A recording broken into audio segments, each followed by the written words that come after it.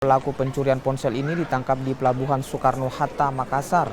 Ketiganya masing-masing Subair, Sirait, dan juga Yones yang merupakan buronan Polres Pohuwato, Gorontalo usai membobol dan mencuri ratusan ponsel.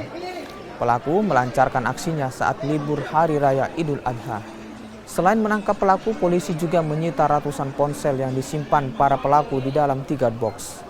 Rencananya, ratusan handphone tersebut akan dijual di kota Makassar.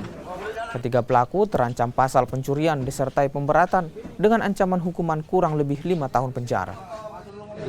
Berdasarkan informasi dari rekan-rekan dari Polda Gorontalo bahwa ada 3 orang pelaku yang diduga lari ke Makassar menggunakan KM Napulu.